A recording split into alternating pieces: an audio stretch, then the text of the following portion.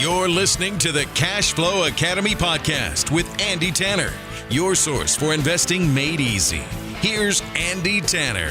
Welcome to the Cash Flow Academy podcast. Andy Tanner here. You can tell I've got a huge smile on my face, whether you're watching or listening, ear to ear. I'm just going to jump right in. We've got a special guest who frequents the Cash Flow Academy show. At least I think it's at least our third time together. But I've known Richard Duncan. I think we met in, I want to say 2009-ish, somewhere around in there. And I think it was in Singapore we met. And Right. for those of you who don't know Richard Duncan, I'll let him introduce himself a little bit. But he's consulted with the International Monetary Fund. He produces Macro Watch, which we're going to talk a lot about.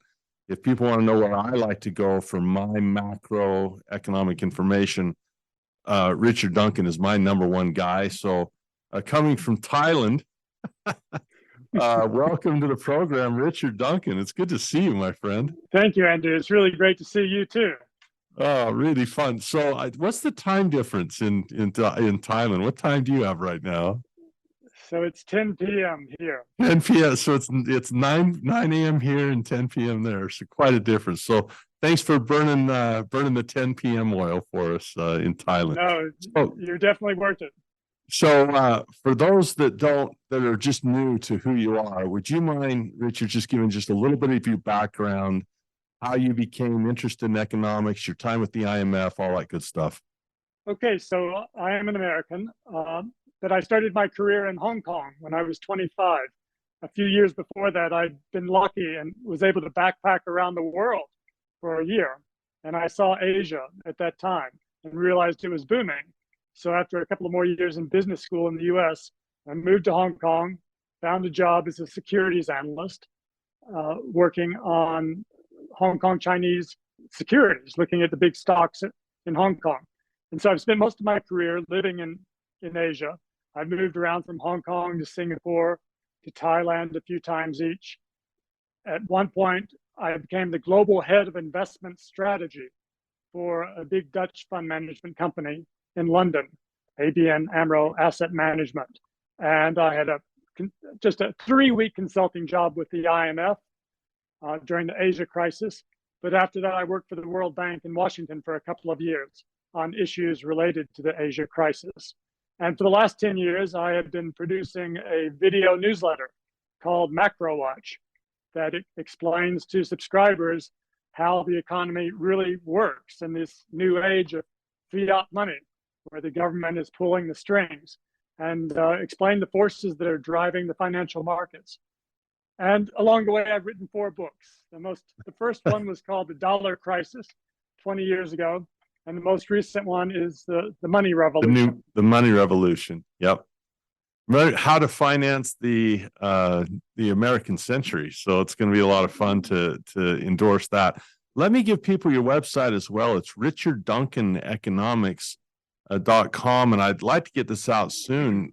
He's always been really good to give Cash Flow Academy listeners a great discount. And I believe you have a coupon code. If you type in the word April, then you'll get a really nice discount on the Macro Watch video newsletter. And these are fantastic. I mean, they're well produced, they're thorough. And if you want to really get a handle of macroeconomics and how things work, particularly with currency, interest rates, powers of central banks, this is important to watch. And Macro Watch, hence the name.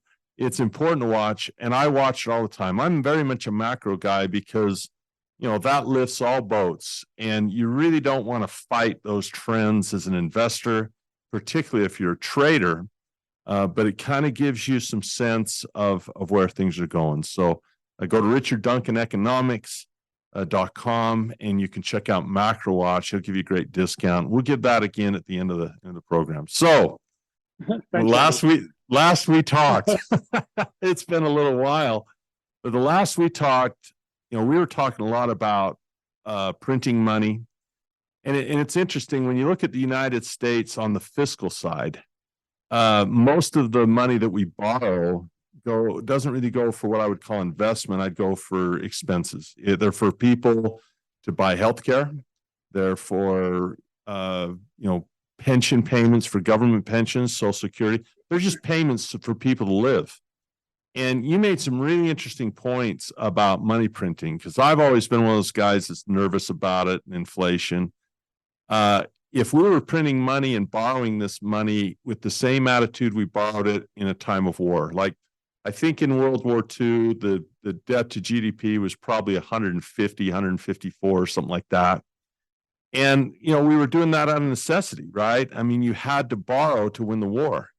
Well, if you look at the war of the economy, we're in a race for AI. And if you borrowed money and invested it, you'd be just like a business, because that's how businesses accelerate. Elon Musk is going to borrow to get things done faster. If you cure diabetes and you cure cancer, that off-balance sheet commitment, those unfunded liabilities of healthcare are cut in half because you have better healthcare and less sick people. If you get to AI first, you probably have a GDP that explodes because everyone's going to beat your path for cures for disease and other things. So your philosophy of investment and borrowing for investment rather than consumption is an interesting one, because the borrowing and printing we do now, I don't know that it really causes any innovation or any competitive advantages that are near the scale you'd be talking about. So maybe have you changed your tune on that? You still feel like we should print? Because now we've seen some inflation, record inflation, and I've never seen rates go this high. So with that big long throwing you those softballs, I'll let you hit them. Well, so the history of this, I mean, the book is a little out of date already. It was finished more than a year and a half ago. But the book, it's almost funny. It's the history was so unfortunate for this book, because it was conceived in 2018. And the idea was that, okay, we came through the crisis of 2008, the financial crisis. The government printed $4 trillion. The Fed printed $4 trillion. The government had budget deficits of more than $1 trillion a year for 4 years in a row. And despite all that, we didn't have any inflation. None. The highest rate of inflation was in 2011. CPI hit 3.8%, which is flat. And then by early 2015, it was negative again for a few months. We had deflation. So with that as a background, I thought, okay, if we can get away with doing that, then clearly the sensible thing would be for the government to borrow on a very large scale and invest in new industries and new technologies over a decade. I didn't put a particular price tag on it. I argued that we should invest as much as possible, as quickly as possible. And if we start to overheat the economy, then we can slow it all down. But I use the example of $10 trillion over 10 years with government financed investment being carried out through joint ventures with the private sector. So the government would fund these joint ventures. The private sector would manage them. Scientists and entrepreneurs would manage them. And, I used an example, if we invested $10 trillion over 10 years, then I showed how easy it would be for the U.S. to finance that.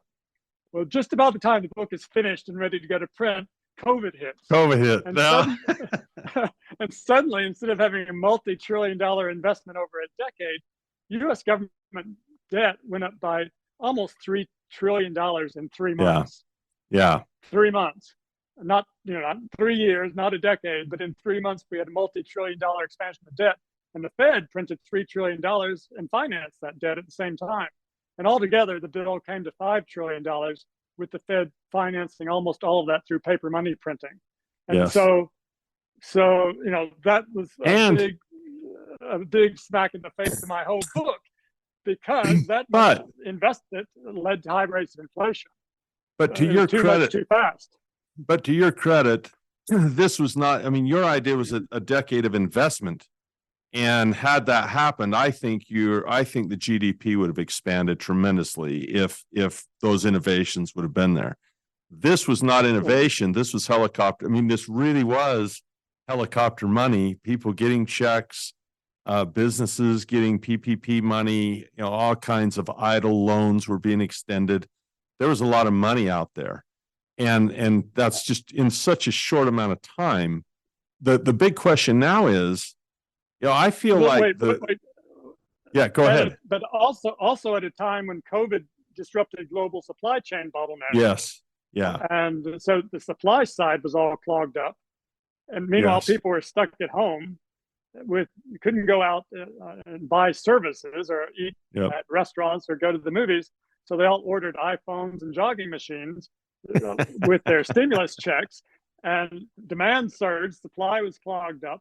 And so, of course, that's a recipe for high inflation. Hey. And then when there looked like there was some hope for that to end, then Russia invades Ukraine and causes another huge spike in oil prices and food prices and metal prices. So it's a complete nightmare for my whole book's theme, because inflation went up to 9%, and the government debt went up by $5 trillion, and the Fed printed $5 trillion in a very short period of time.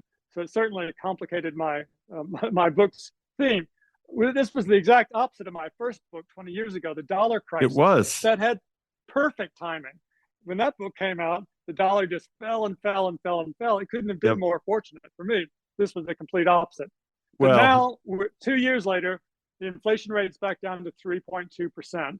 And so it does look like inflation was transitory, but the transitory was 2 years rather than 6 months or 9 months or a year. But now we're back to 3%. And I don't know that the theme still holds. But, if we can spend that much money in 2 years and only have to suffer that period of inflation for 2 years and get back down to 3% inflation within 24 months, then surely we could invest, multi-trillions over a decade, turbocharge the economy through developing these new industries and technologies like AI, quantum computing, biotech, nanotech, robotics, neurosciences, genetics, green energies, all of these things to supercharge the economy. And in my idea, the government would keep a 60% equity stake in all of these investments because it funded them, and entrepreneurs would keep a 40%. So when some of these companies started inventing cures for cancer or Alzheimer's disease or clean, cheap fusion, the government would keep these would make trillions of dollars of profits with the government keeping 60%. So in other words, the taxpayers keeping 60%, and this thing would pay for itself overnight, or it would completely pay for itself through the profits it made for the government holding 60% of these companies. The big difference between your plan and what's happening is, yours is based on investment. It's very capitalistic in that, I mentioned Elon Musk or anyone who's really on the edge of technology, they're going to borrow money in the private sector. They just don't have the power of borrowing that perhaps, they have to borrow against their own collaterals or, more importantly, their own business plans. Government doesn't have those constraints. However, the U.S. dollar is based on confidence and demand. The value of a dollar is, do I want one? A lot of the MMT guys like Warren Mosler will say, well, you can keep the dollar robust through taxation, right? I'm going to demand taxes. We won't take Bitcoin. We don't take gold.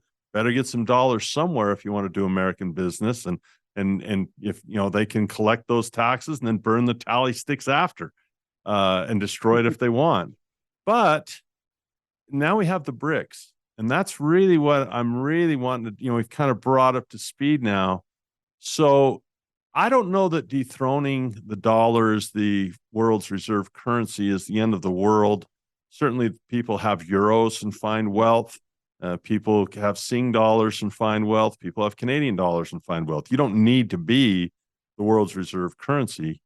But nonetheless, the fact that it holds that position in terms of, bonds as a supposed, zero risk investment, Sharpe ratios are balanced against supposedly risk-free investment. On one hand, you have Janet Yellen in 1 week screaming to get the debt ceiling raised or there's going to be a catastrophe. So when Fitch comes out and says, gee, that's kind of a risk that these Democrats and Republicans just might, for spite, not raise it, next week, Janet's, no, you're overestimating the problem. You don't need to downgrade our credit. It's like Greenspan. We can pay in debt we have. We can print money to do it. So now we have the BRICS. And does that create less demand for a US dollar? And does that threaten the currency? If we go and print like crazy, but other people decide we don't want or need the US dollar, what's your thought on the BRICS? And maybe you could explain to people what are the BRICS? What do I mean when I say BRICS, and talk about that? Okay, but just as an introductory comment here, the U.S. actually has printed a lot less money than the other central banks have done. Relative to the size of its economy, Japan has printed 4 times as much money as the U.S. has, and Europe has printed twice as much. So we're kind of the laggards in this printing game, and it's important to keep that in mind if you think printing is going to destroy the dollar, because we're doing less of it relative to the size of our economy than other major economies are. So that's important to understand. What is the debt to GDP? Is Japan probably 235, 250? I haven't looked at that in a while. Do you know what the debt to GDP of Japan is? Yeah, so government debt as a percentage of the size of Japan's economy is 260%. So it's up since I looked.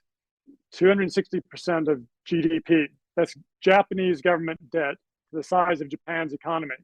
U.S. government debt to the size of the U.S. economy is 125%. Yeah, 120. So Japan is more than twice as high as the U.S. Japan is where the U.S. Japan 25 years ago, Japan is where the U.S. is now. In other words, 25 years ago, Japan had a debt ratio of 125%, where we do now. So they've been doing this for another quarter century. Yeah. But their central bank, the U.S. central bank, has printed at the peak $9 trillion. That was about 34% of GDP. Japan has printed 120% of GDP. Printed. This is central bank printing. And Europe has printed 60% of GDP. The U.S. has printed 30% of GDP. So Europe twice as much, Japan 4 times as much. So it's important to understand these things. If you think the dollar is going to collapse against what? Bringing us to the BRICS. It's certainly not going to collapse against any Ethiopian currency, whatever it may be called. Oh, geez, that's fantastic. Well, explain what the BRICS. Yeah, explain what the BRICS are. A brilliant Goldman Sachs managing director called Jim O'Neill, sometime earlier in this century, at the beginning of the century, grouped together the BRICS: Brazil, Russia, India, and China, and then as a group of emerging economies that seemed to have great potential over the decades ahead. And it caught on, and everybody started talking about the BRICS. And later on, the BRICS themselves got together and said, hey, let's have a club. And after a while, they did, and then they invited South Africa. So it actually was 5, with BRICS, S being the last one. So they've been together now, I don't know, for 15 years, 10, 15 years, haven't done much of anything. But they did make big headlines, I think August 24th, when they invited 6 new countries to join them in their BRICS club. Let's say Argentina, Saudi Arabia, Iran, the UAE, Ethiopia, and one more. Did I already say Argentina? Yeah. Anyway, there were 6. And so now these countries are deciding whether they're going to join or not. But that made headlines. A lot of people speculated in advance that they were going to announce some sort of new BRICS currency. I heard someone even refer to this potential currency as the brick. But there no bricks dropped at this announcement. There was no word of any new currency, and the guy who coined this term, Jim O'Neill, said the whole idea of a BRICS currency was completely absurd. I mean, how could they create a currency? They don't have any sort of common economic policy. So the whole thing was just absurd. that they could form a currency. Now, but there created big headlines. Is this going to undermine the US dollar as the world's international reserve currency? Now, I think this just shows how completely misunderstood the dollar's role in the world is and why it is the most important currency in the world. Everybody seems to just miss this point. The reason the dollar is the main currency in the world is because there are so many dollars in the world. Yes. Why are there so many dollars in the world? Because the US has a gigantic trade deficit every year. Yeah. Last year, the current account deficit, which is more or less the trade deficit, was $970 billion, almost $1 trillion in last year alone. So that threw out $1 trillion into the world.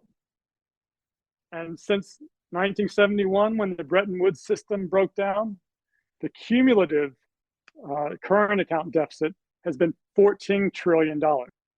Yeah. That has thrown out $14 trillion in the world. And once you throw them into the world, they don't go anywhere. They stay there. Yeah. And people own them. And they have to do something with them.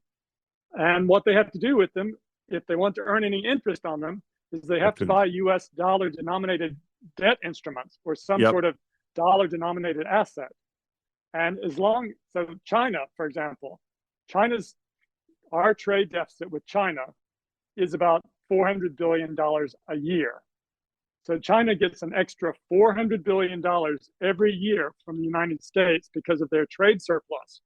And once they get these dollars, they have to buy US dollar denominated investments. Right. Like treasury bonds or Fannie Mae bonds or stocks or corporate bonds or something else. They could buy some euros, for instance, but then whoever they bought the euros from, they would have dollars and they would have to buy dollar denominated assets. China could buy some gold, but whoever they bought the gold from, those people would then have the dollars and they would have to buy US dollar denominated assets. So as long as China continues to choose to have a gigantic trade surplus with the US, they're going to keep getting more and more and more and more and more and more and more dollars year after year after year after year, ensuring that the dollar is going to continue to be the global reserve currency. Now, China could choose to do otherwise. They could stop selling things to the United States, in which case they would receive $400 billion less money than they did the prior year, in which case their unemployment rate would skyrocket, their economy would spiral into a Great Depression, and their political system would fall apart. So they're not going to do that. So the world has the dollar because the dollar, there are so many dollars because of the giant US current account deficit. The trade deficit floods the world with dollars. And this is not going to change if Russia starts buying a few tennis shoes from China and pays for them with rubles. But China doesn't want rubles. Why would China want to have any rubles? I think China really, I think China really won with the Russia Ukraine, because I mean, if you look at the ruble versus the yuan and how that worked out, when they inflated, I mean, if they're not going to do business and isolate themselves from the U.S. and others, Russia, and they're going to do business with China, that should put China in a nice position, because China gets to sit back and watch that difference in currency, and you had to love how the ruble used to be strong on the yuan and it fell pretty low for a while, and boy, that's really nice for their trade, right? I mean, I thought China just kind of sat back and grinned because they were really the winner in the whole war. Anyway, I didn't mean to interrupt you. Let me ask you a little bit about government debt. This is important. There's always saber rattling to whether we're going to raise the debt ceiling or not, and they use it as a political tool that kind of I roll my eyes at it, and they always at the 11th hour get it done, and they've raised it probably 100 times. It's not a big deal. What I did think was a big deal was mark-to-market issues with banks. We saw this in Silicon Valley Bank when it collapsed. Think about this 20-year period, really from, let's just call it 2000, 9/11. Let's just call it 9/11 to now, really unprecedented easing. You talked about the Bernanke years and the Yellen years of just all these zero interest rates. So there's this massive amount of U.S. debt, 30-year treasuries that are still out there paying basically nothing. Well, if I'm a bank and I get deposits, I got to loan those out. I got to do something with them because I have to pay on the, to me, savings is a liability as a bank. So if I have to invest, where am I going to put my money? Well, I put it at the Fed. If I can't loan it in a mortgage, I'll put it at the Fed. And so I have all of these bonds I'm going to buy US bonds, right? I might put deposits on Fed or buy US bonds to offset my savings accounts that have come in. Well, if you have a run on the bank, and it was a bit orchestrated, I felt. I think people ganged up on Silicon Valley Bank. But what do you do when you have a margin call of sorts? And I say, okay, I got to have cash. I have to sell those bonds. Well, that crashes a bond. I mean, if you have rates now at 4 and 5 and your 30-year bonds are at 0 or 1, you've got to discount those bonds huge. Is there other stress tests that bigger banks would fail? I noticed that Warren Buffett, he almost got rid of all his banks. He kept, I think, US Bank because he got such a great deal. I had some warrants that got on the cheap. But Buffett's out of banks. What is that? What do you think about that issue of debt? If the Fed is going to have to be so aggressive in adjusting monetary policy, that can really affect liquidity in the bond market. Would you agree? Yes. So the Silicon Valley Bank explosion and mini crisis, that was really quite serious back in March. Yeah. As you described it, they had bought a bunch of government bonds.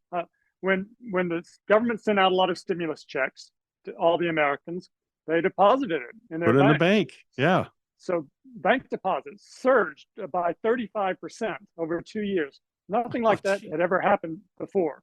So suddenly the banks are flooded with deposits. They start buying a lot of government bonds, thinking they're safe investments. Next thing you know, the Fed starts tightening faster than it has done in decades. And they're sitting on a lot of losses if they mark to market.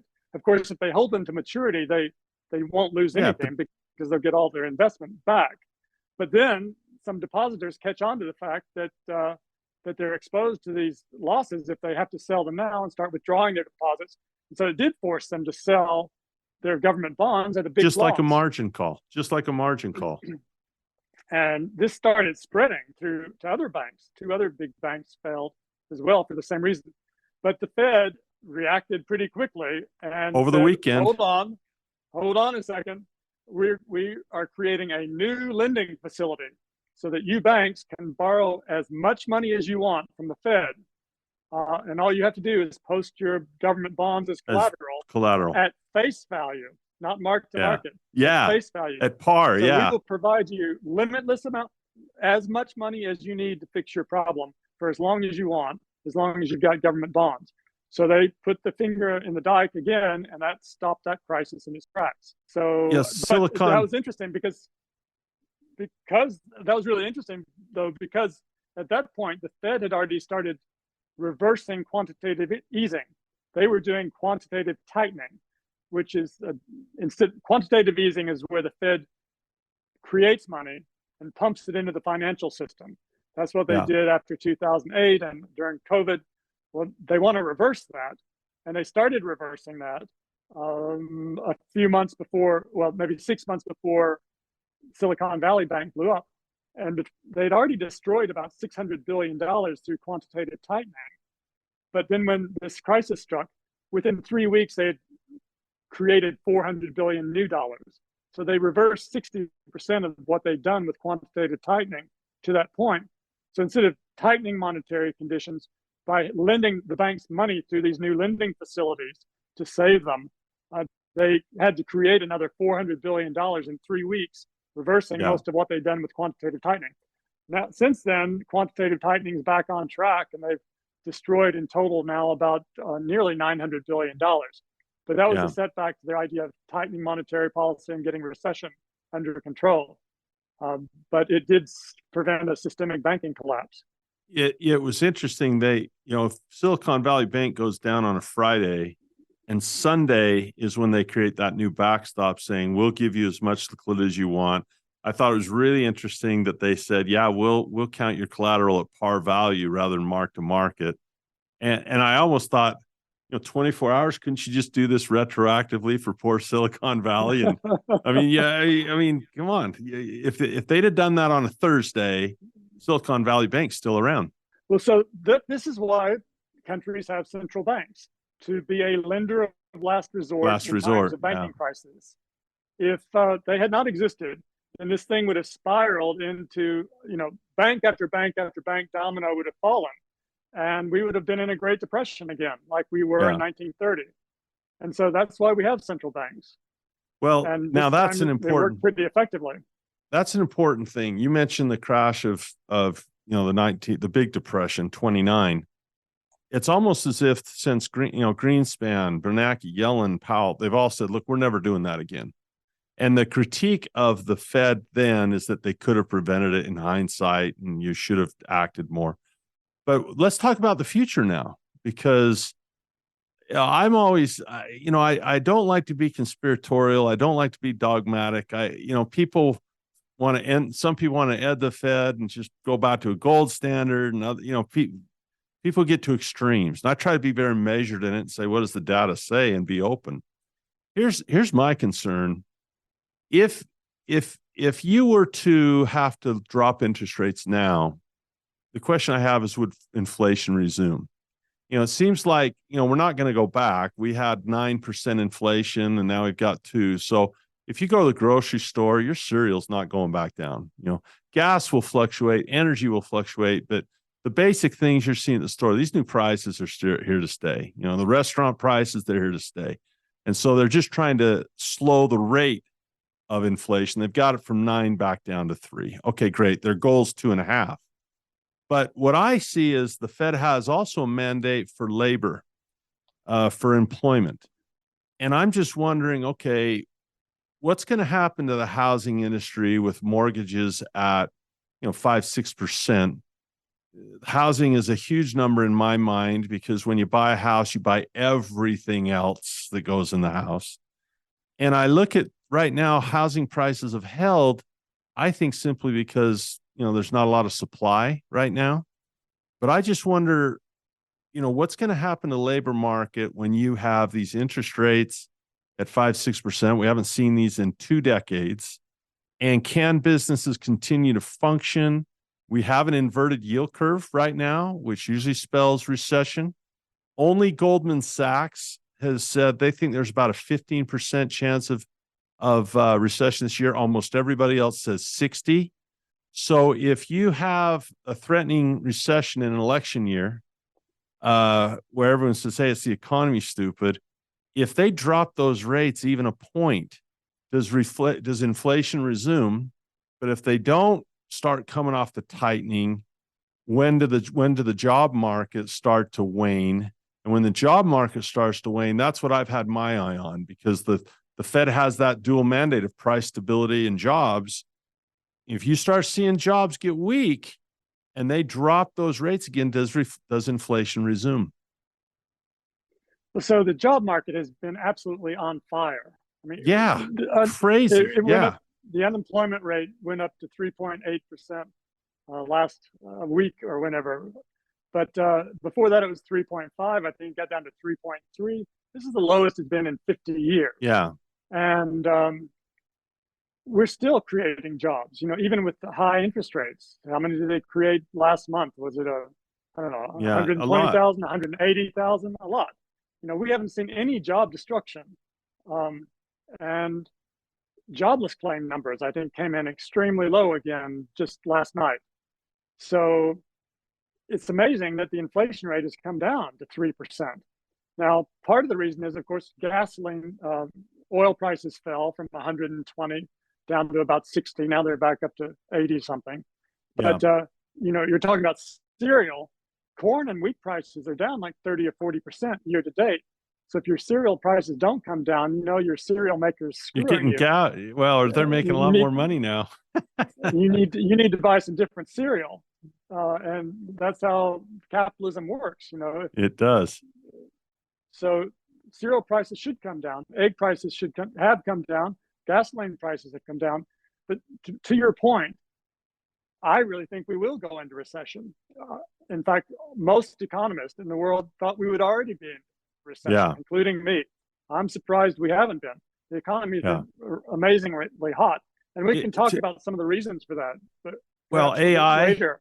I think AI is propping up tech a lot. I think it's really hard. I mean, you saw this in the 90s with the internet bubble, that they knew something big was going on, so they invested because they don't want to miss it.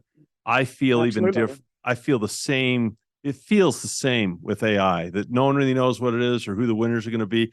It'll shake out. You know, you'll have your FANG trade, right? You'll have your Facebook and your Apple and your Google. You'll have your Netflix. You'll have that FANG trade, but we don't know who it's going to be with AI. It might be four guys that develop something in their basement to have the next $1 billion company. But I think AI has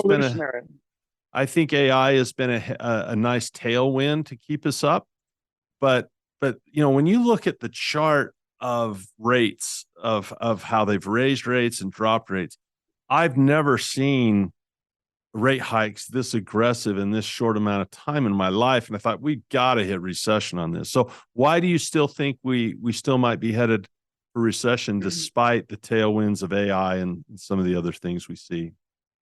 Well, first, coming back to your earlier question about, so what happens if we do start seeing the unemployment go higher? Yeah. If we do have a recession, and if unemployment rate does start moving up, if hundreds of thousands and then millions of Americans lose their jobs, which is normally what happens when the Fed hikes like this. Yeah. Millions of Americans should be losing their jobs, and they probably will be before too much longer. But if that occurs, though, you ask, can the Fed reduce interest rates without causing new inflation? That's and the answer is yes, it can. Because if millions of Americans are losing their jobs, then demand is going to collapse. That's depressive, right? They'll stop buying stuff, and if people stop buying stuff, there'll still be all this supply, and there'll be too much supply and not enough demand, and prices will fall. So they'll hoard dollars. I'm out of work. I'm going to hoard dollars. It makes the dollar more valuable. And it makes prices fall. And so inflation will go down, not up. And the Fed can start, then it can start cutting interest rates aggressively again, and we still won't have any inflation until job creation begins again. So we'll probably see the inflation rate the inflation come down further when this recession starts, and then unemployment will go up, and inflation will come down, and interest rates, they'll start cutting interest rates. And when they cut them back, now they're like between 5.25%, 5.5%, the federal funds rate. If they cut them back to 3%, then the economy is going to stabilize, and we'll be back with low levels of inflation again. It'll be back in a Goldilocks scenario the way we were before COVID started. If you, you're not going to get a lot of clicks and a lot of clickbait and a lot of hits if you're not screaming that the end of the world's coming anymore. You know, you've got the dollar crisis, right? You've got the end of paper money. That's going to get a lot. But if you're out and you say, hey, we're actually going to pull off a soft landing. We got through a pandemic. We printed a ton of money. We had inflation, but we managed it with rates. Are you giving credit to the Fed for a soft landing? You know, so far so good. But rather than giving credit to the Fed, I do think the Fed generally gets a bad rap. But the thing that's surprising me is that the economy is still so strong, and surprising everyone. Yeah. I mean, the Atlanta Fed, they have a GDP now forecast. They're forecasting the economy is going to grow by 5.8% this quarter right now. This quarter? Now, it won't. It won't. But they try to do a nowcast. Just judging by the data that's come in so far, what should the GDP growth be? So the economy at the moment is still just phenomenally strong. And why is that? Why was I wrong about? I thought there should have been a recession already, as did almost everyone else. Me too. So why? You have to look back and why was I wrong? And I think the reason I was wrong is this government stimulus that was handed out during COVID, which in total added up to about $5 trillion and resulted in nearly a $5 trillion increase in bank deposits. Individuals and businesses have $5 trillion more than they did before because of the stimulus. This is the kind of stimulus that you would see coming from the government in a war. This is when the government spent. This is wartime like government totally debt expansion. Yep. And when you have a war, the economy booms, unless it gets blown up. But when you have that kind of spending, like look at the end of World War II, auto sales surge, the middle class goes wide again. World War II, we had 154 debt to GDP. We come out of it, and there's an economic boom. So I see your historical point. 4 decades, through the 50s and well into the 60s, the economy boomed on the back of the huge expansion in government debt during World War II, which also led to a lot of new industries, such as commercial jets, for instance. Space race started in the 60s and so forth. But I'll tell you, AI is bigger than Sputnik, man. AI is a much bigger space race than trying to get to the moon. Let's land here. So this is what everybody sit and listen to us talk about the economy. What they really want to know is, okay, they just want to know how it translates into asset prices. So let's talk about 3 assets. Let's talk about equities, real estate, and debt. So let's start in that order. The stock market has cooled and stagnated a bit, kind of, flopped around up around its highs. It's still within striking distance of a high. If we have 5% growth GDP in a quarter, that's going to boost that number for sure. But where do you see equities? And I know you don't like to play investor, you like to play economics, but I'm going to make you make a call. What do you think about equities? Okay, so I have to think. Let's talk about equities the next 6 months first, and then over the longer run also. Fair enough. Equities have had a great run up until now, or at least up until a month ago. From the depths of the COVID crisis. Don't get me started. I never would have believed you that after COVID, even with the money we printed, we would have tripled the market from that point. I never would have believed it. So, but this year to date, it's been driven primarily by the Magnificent Seven, which are the AI plays. In fact, they've become so important. This is, NVIDIA, Microsoft, Facebook, Amazon, Apple, Alphabet, and Google. Their combined market capitalization now is $11 trillion. Incredible. Japan's GDP is $4.5 trillion. And Japan is the 3rd largest country in the world. So economy in the world. So you're not comparing like to like exactly, but that just puts it into perspective a bit. It does. These things have become so large. While they are individual companies, they now have a macroeconomic impact in terms of they are going to bring about an industrial revolution on the scale of that will be transformative in the way that railroads and automobiles and electricity were in the past. And their share prices reflected that this year. NVIDIA's share price has more than tripled.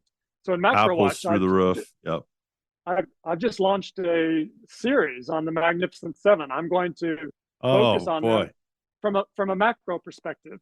The first one came out was on NVIDIA last week, because I'm not recommending them as buys or sells. MacroWatch does not make specific buy and sell recommendations for anything.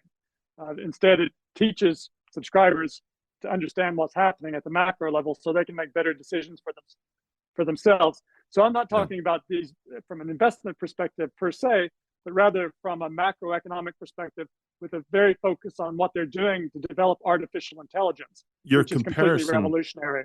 Your comparison to things like printing presses or automobiles or railroads particularly, I mean, the order of magnitude larger, the globalization of AI is just unspeakable. It's really scary, I mean, it has the downsides to it too. So the next 6 months equities, you say, and then after that, what do you say? Equity strengthen or?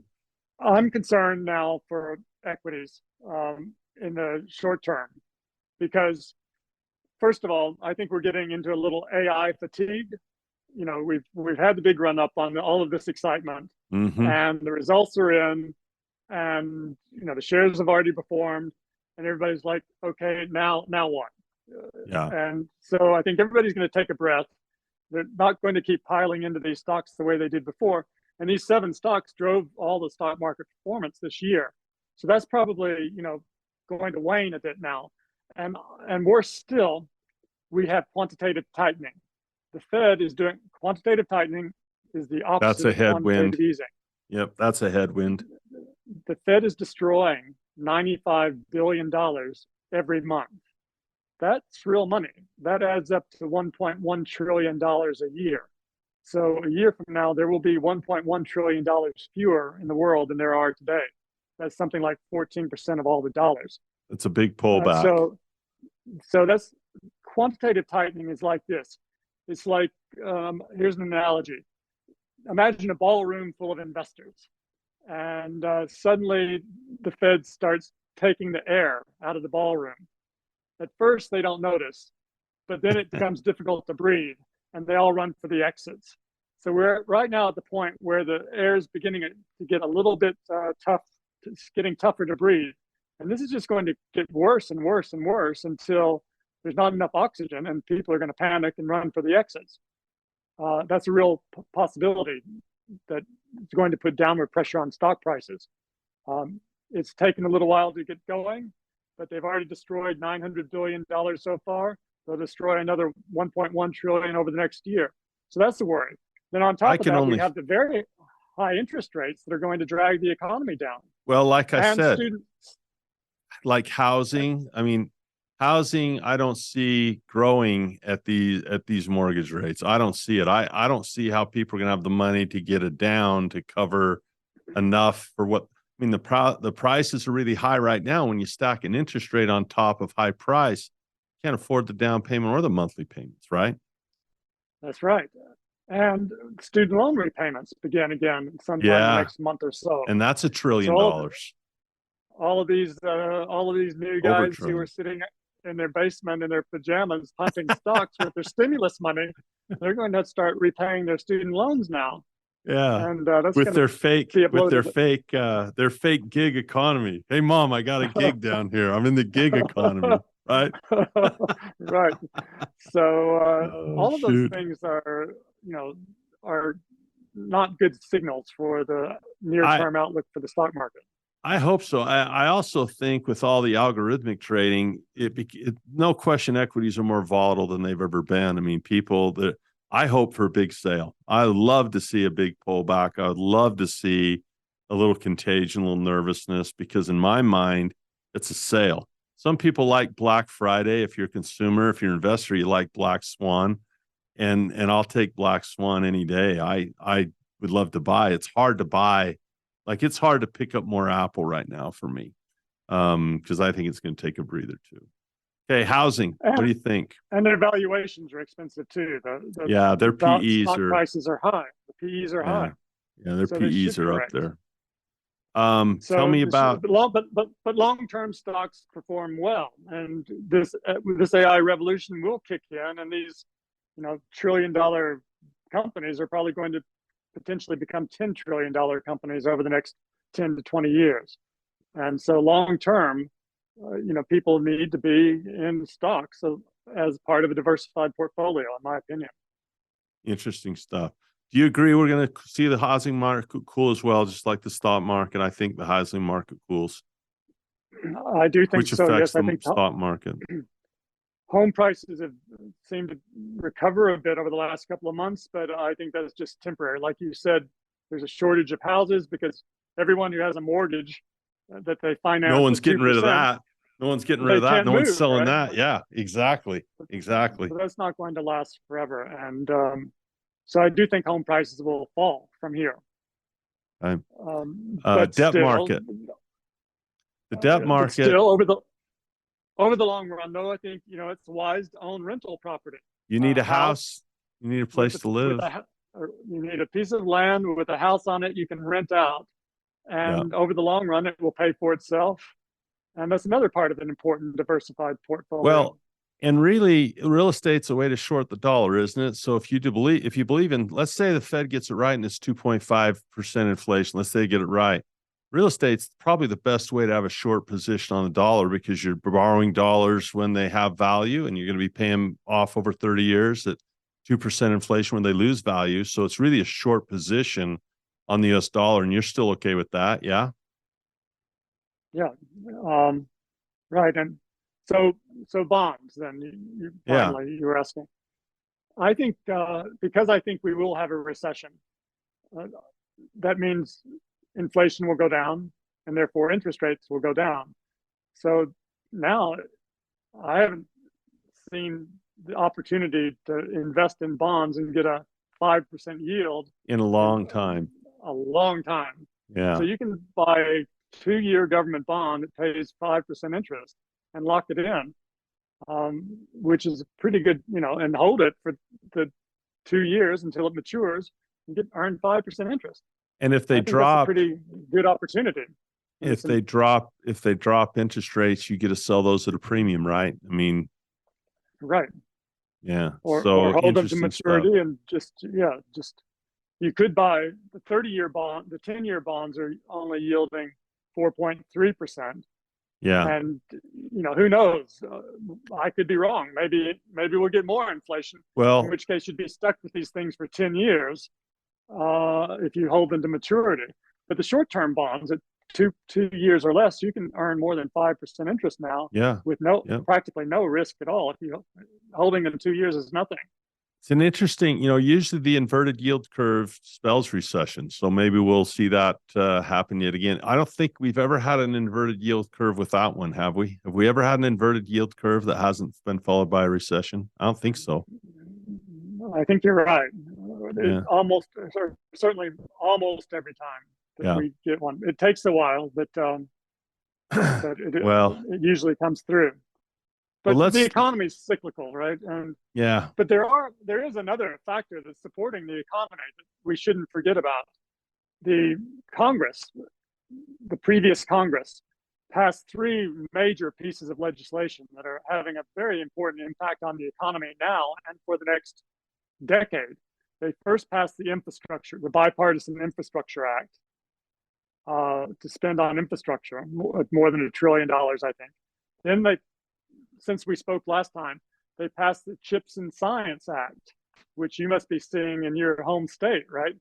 There the CHIPS you go. and Science Act was $380 billion to invest in new industries and technologies, just like I called for in the book, which is awesome. We desperately need that, with $50 billion of that going into building semiconductor manufacturing facilities in the United States, which we also desperately need, because right now, all of our semiconductors come from Taiwan. Like NVIDIA designs these chips that run the AI, but they get all of their chips made from TSMC in Taiwan. So if China takes over Taiwan, they get all the chips that power the AI, and they take over the world. So that's why the United States, for many reasons, political. Yeah, that's a dangerous thing. To defend Taiwan. But now with the CHIPS and Science Act, we're building our own semiconductor manufacturing facilities in Arizona, in Ohio, and in other places. And the government is subsidizing these, and rightly so. And on top of that, they're spending hundreds of billions more to invest in other new industries like quantum computing and all the other things that I named off earlier. So that's having a big impact. You can't find enough construction workers now to build factories. No, you can't. Because of that. And then finally, the third piece, which was even bigger than that, actually, was the Inflation Reduction Act, which is going to funnel hundreds of billions of dollars into energy projects over the starting now, and it's going to continue to impact the economy for 5-10 years. So that's another reason the employment numbers are still strong. It's another reason we have high levels of investment that we wouldn't have had otherwise.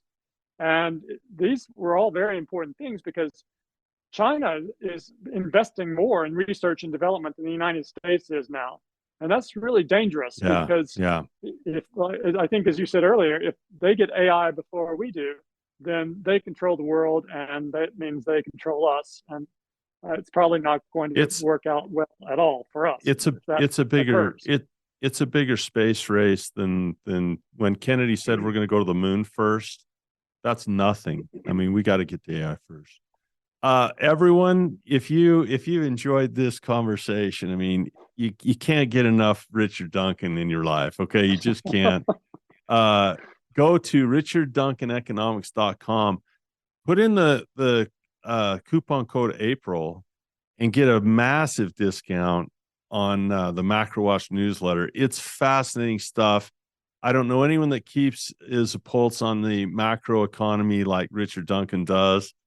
And I just thank you for spending an hour with us, man. Unbelievable to see you. It's so fun to see you and talk to you. It's been a while, and it's always a treat, Richard. So any last words for the listeners on what you're seeing big in the economy, or do you think we've covered it? So I think we've covered all the big things. The really thing that I worry most about is quantitative tightening, sucking all the air out of the ballroom full of investors. That's the big problem. Normally, MacroWatch focuses on the big picture drivers, and credit growth tends to be the most important thing that drives economic growth. And liquidity, in other words, how much money the Fed creates or destroys, that's the most important thing that affects asset prices. When the Fed's printing a lot of money with QE, asset prices go up. When the Fed's destroying money through quantitative tightening, asset prices tend to go down. So those are the main themes that run through MacroWatch. And so I am concerned because credit growth is weak, and now quantitative tightening is destroying a lot of liquidity. That's not good news. Well, and you mentioned AI and globalization are both deflationary, because AI lets you do more with less. And when you get more by spending less, that's the definition of deflation, right? You're getting more per dollar spent. My iPhone, it's $1,000. Try to do all that in 1985. It costs you $100,000 or more. So there is deflationary pressure just simply through the growth of technology, and that facilitates globalization, which is also deflationary because your competition widens. So interesting stuff. I've been speaking with the one and only Richard Duncan. It's so fun to see you. Go to Richard Duncan Economics and check out the MacroWatch newsletter. Type in the word April. You've been listening to the Cashflow Academy podcast. I'm your host, Andy Tanner. My guest been Richard Duncan. This is where we do our very best to make investing simple. We'll see you next time. You've been listening to the Cashflow Academy podcast with Andy Tanner. For more information on investing made easy, go to thecashflowacademy.com.